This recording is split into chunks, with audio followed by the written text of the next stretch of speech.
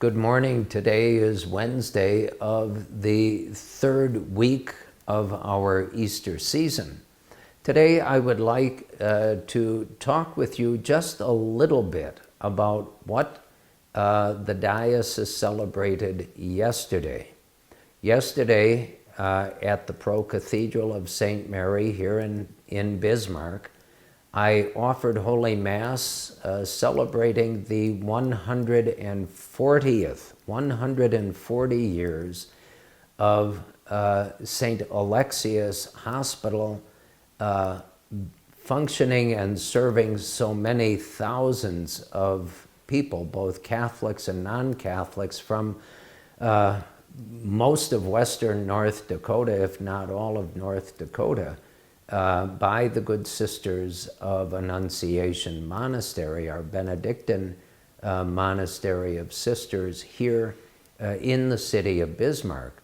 And of course, you can certainly go online to the website for St. Alexius Hospital and read about the tremendous history of the sisters and really being pioneers in healthcare across North Dakota.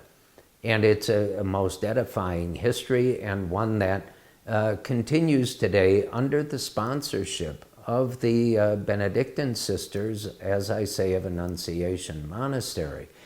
But it gives me an opportunity just to reflect a little bit on Catholic healthcare, as we are so fortunate and blessed to have it in the Diocese of Bismarck, but Catholic healthcare also in a more general sense, which by the ethical and religious directives, which the United States Conference of Catholic Bishops has published and keeps updated, operate in a culture which in a certain sense is the very enemy of good, solid Catholic moral teaching and Catholic healthcare.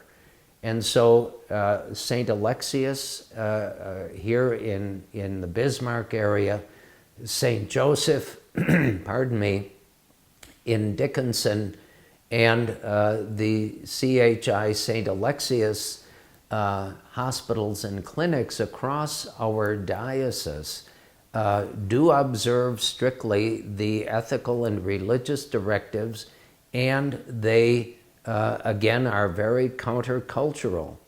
They do not perform and they do not give advice regarding intrinsically evil procedures such as abortion, IVF, in vitro fertilization, and those other things which the Church's magisterium has definitively defined as intrinsically evil and can never be done, even though the hoped-for outcome might be a good outcome. You cannot do things which are in and of themselves immoral in order to achieve what you say is a good end. So we have a common saying that the end doesn't justify the means, which is absolutely true when it comes to these procedures that so many other non-Catholic and secular hospitals perform.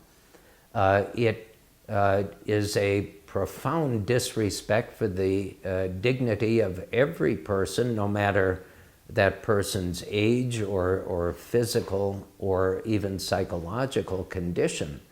And so I think as we celebrate this milestone anniversary of 140 years of continuous Catholic healthcare in the Diocese of Bismarck, I think it's good for us not just to celebrate this, but to again reflect on the place of the Catholic Church's magisterium in the life of the Church and in each of our lives as Catholics.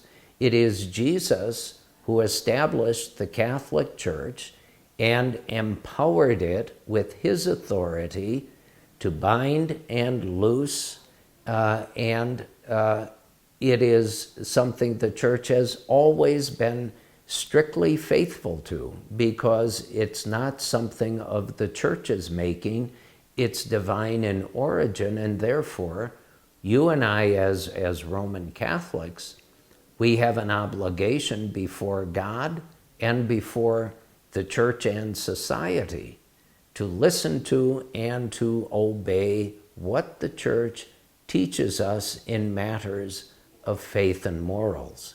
And so while we congratulate our Benedictine sisters of Annunciation Monastery, we thank Almighty God first, last, and always for the many blessings He has bestowed on them and on Catholic health care in our diocese.